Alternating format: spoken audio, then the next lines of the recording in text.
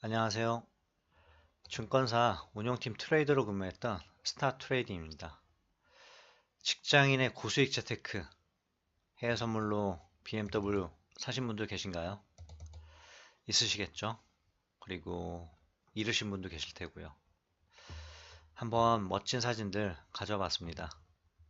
개인적 취향에 따라서 아우디나 벤츠를 선호하는 분도 계실 테고요.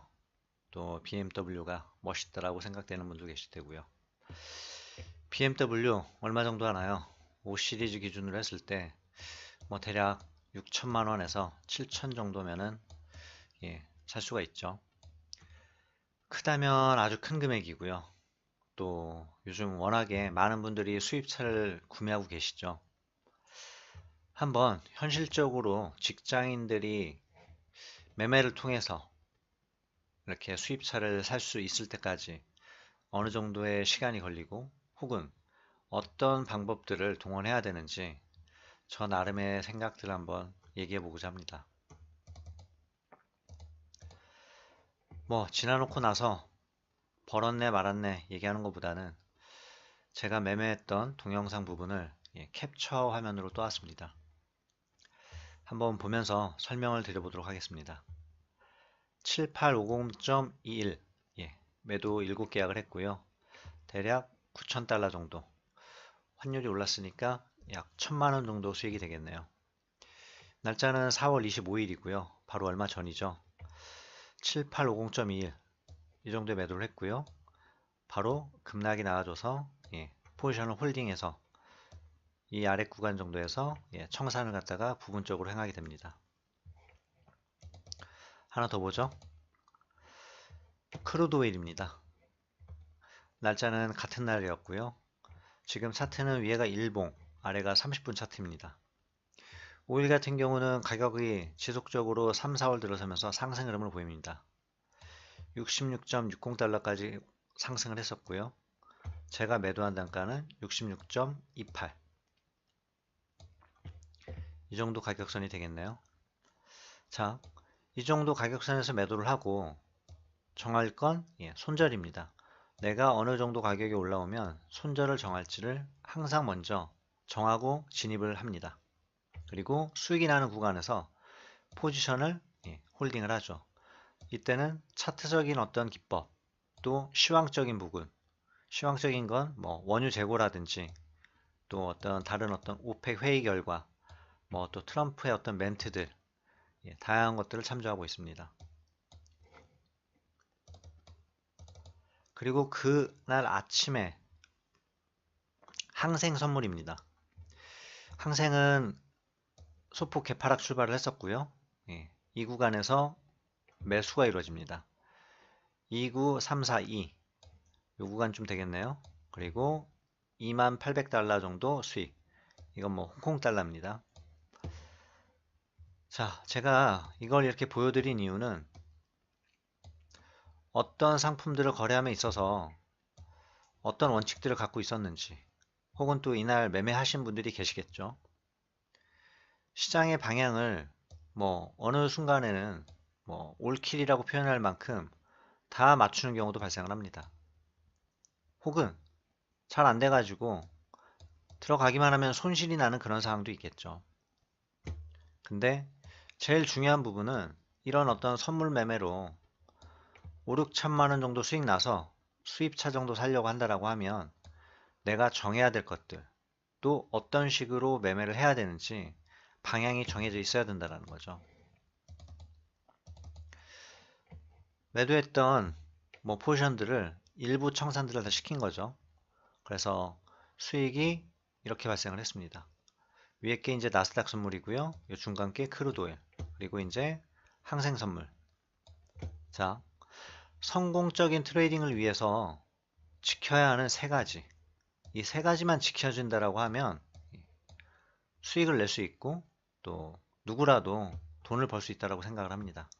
물론 한순간에 단 하루에 내지는 열심히 공부한다고 이루어지는 건 아니죠. 하지만 불가능하지도 않다라는 겁니다. 첫 번째, 바로 진입 수량입니다. 가장 중요한 부분입니다.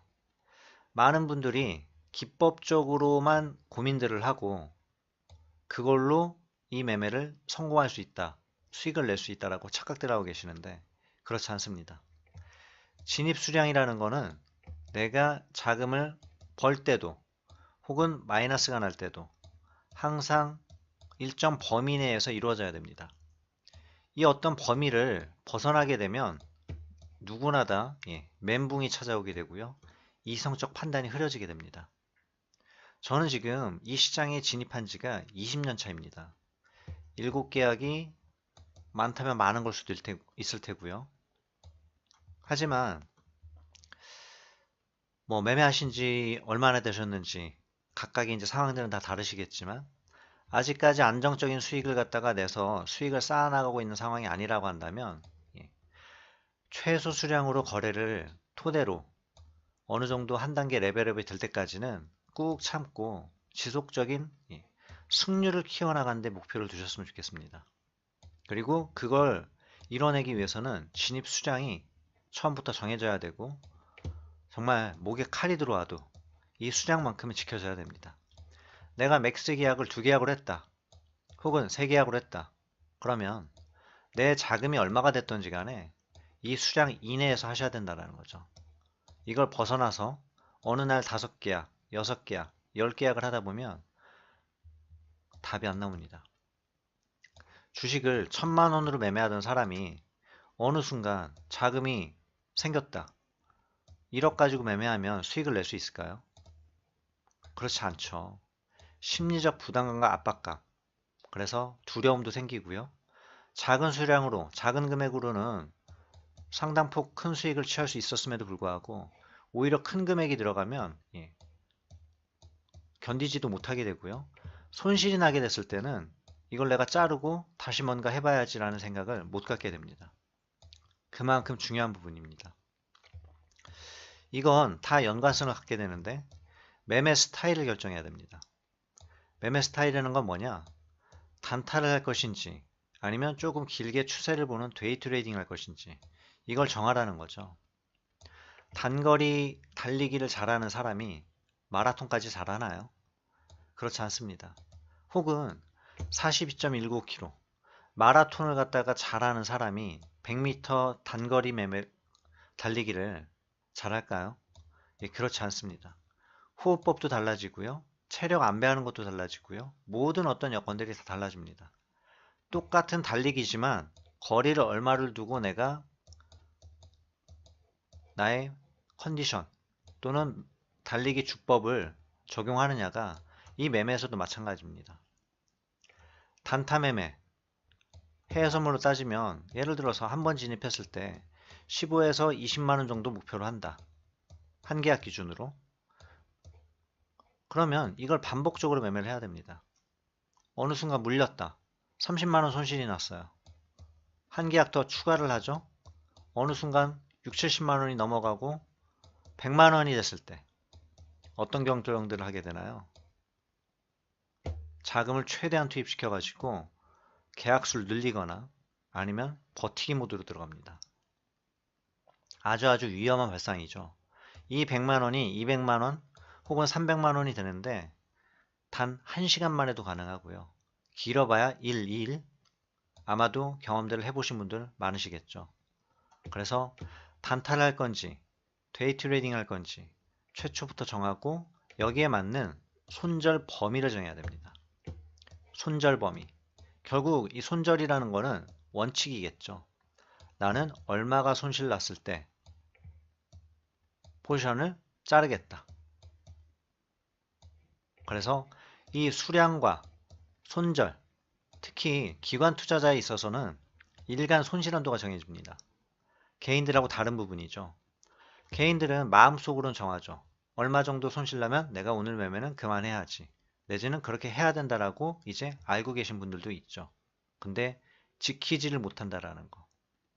근데 제도권 내 기관 투자가들은 모든 게 다 외부적으로 결정이 됩니다. 내가 버티고 싶다 해서 버틸 수 있는 게 아니에요. 100만원 일간 손실 한도인 딜러, 내지는 1000만원, 내지는 1억인 딜러, 각각 역량에 따라서 달리 주어지죠.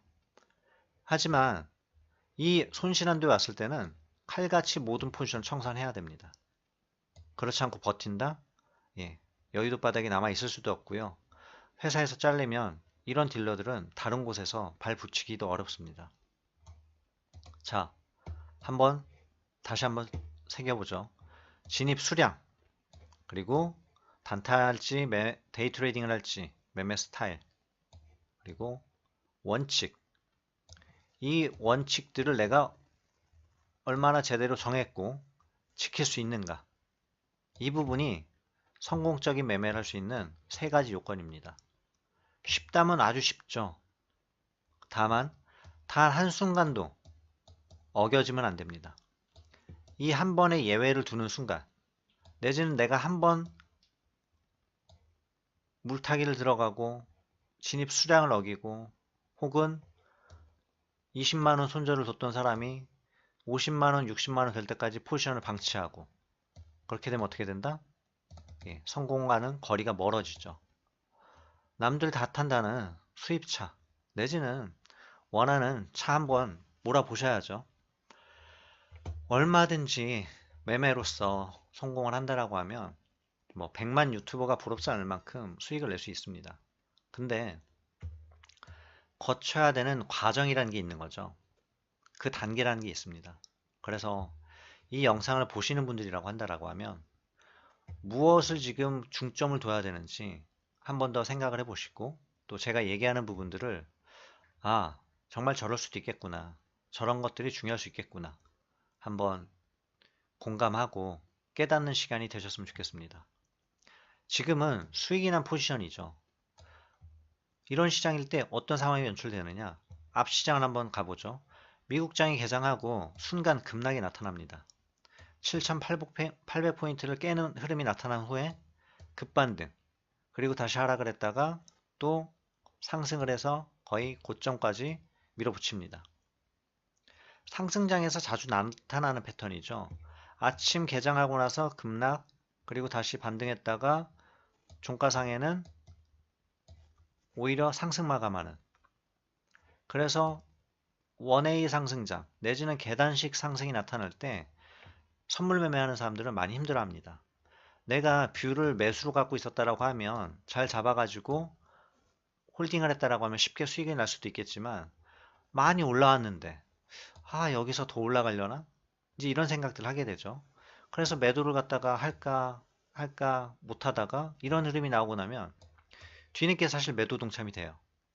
근데 이런 흐름이 나오게 되면 손실이 나게 되고, 혹은 버티다가 손절을 내보내게 되죠. 그래서 이런 흐름이 나타날 때 이제는 마인드가 바뀝니다. 어느 순간이 되면 이제 매수를 한번 해봐야 되겠다. 그쵸? 매수할 수도 있죠. 이 꼬리들도 보이시죠? 순간적으로 급락했다가 장중의 움직임이 이를테면 이런 식으로 반등이 나타났던 상황들이 연출이 됩니다. 이 구간에서도. 중요한 건 뭘까요? 어느 순간에 내가 들어갔을 때 틀렸다라고 하면 과감하게 잘라내야 된다는 거죠. 수익이 났다? 그렇다라고 하면 조금 더 홀딩을 하거나 일부 청산을 하고 수익 극대화를 위해서 그때는 한번 버텨보는 거죠. 수익이 났을 때 존버를 하는 겁니다. 손실이 났을 때, 역추세일 때 존버를 하는 게 아니라. 자,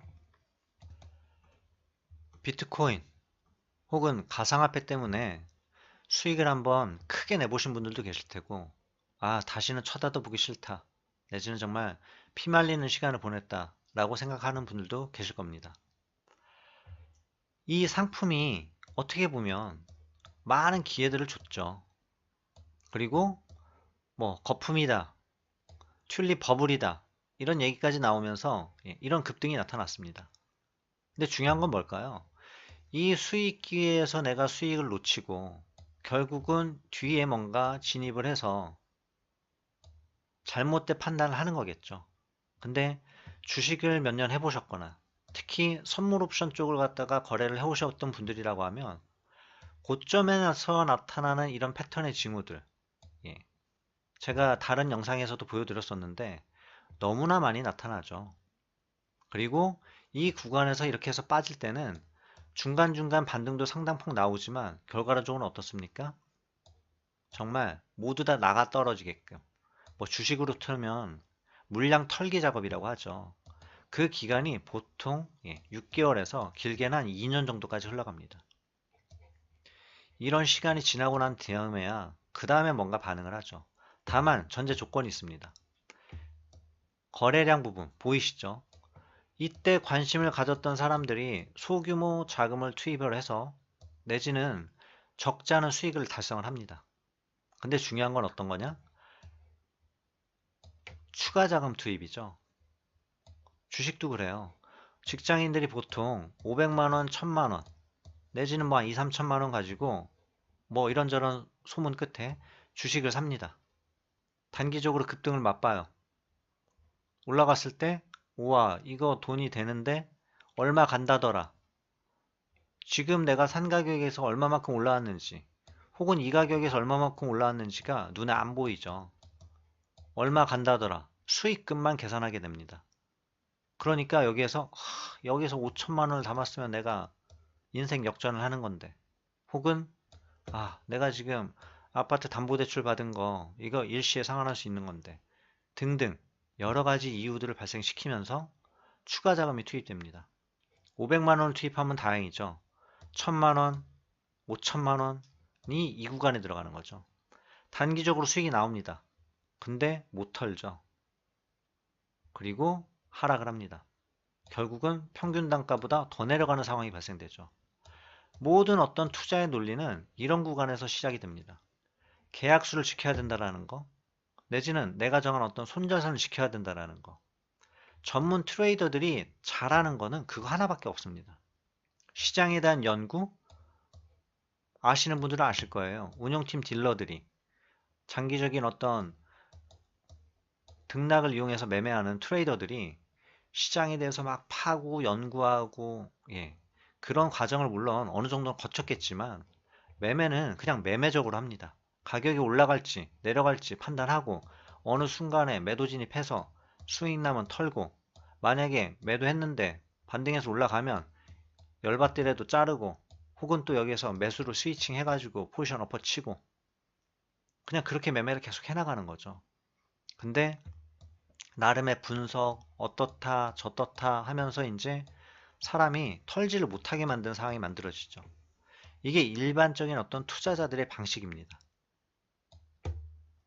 그런 직장인들이 아주 급변동하는 해외 선물이라는 상품을 접하게 되면서 단시간 내 큰 수익도 발생을 하지만 어떻죠? 단시간 내 아주 큰 손실도 발생을 시킵니다. 예상치 못한 어떤 흐름이 갑작스럽게 나올 때 대응들을 못 하시거든요. 어느 정도선 자르고 뭘 해야 되는데 그냥 붙잡고 있는 거죠. 자, 다시 한번 정리를 해볼게요. 그리고 매매 기법적인 부분에 대해서는 제가 추후에 다시 한번 영상을 제작해 볼 생각입니다. 중요한 건 어떤 시장의 방향을 판가름하는 기법적인 부분도 중요하겠지만 가장 중요한 건 자신이 정한 어떤 원칙, 그 원칙을 토대로 플러스를 일정하게 이루어 나가는 것. 그렇게 됐을 때 정말 차도 사고 집도 사고 할 수 있는 상황이 될 거라고 생각을 합니다. 쉽다면 매우 쉽고요. 어렵다라고 하면 상당히 어려운 어떤 걸 수도 있습니다. 근데 매매로, 트레이더로 뭔가 성공을 하고 싶다라고 하면 제가 앞에서 말씀드린 저 세 가지 부분 한번 곰곰이 생각을 해보시고 한번 지금 이 시간을 토대로 정해보셨으면 좋겠습니다. 긴 시간 시청해주셔서 감사드리고 다음에 또 좋은 영상으로 찾아뵙겠습니다.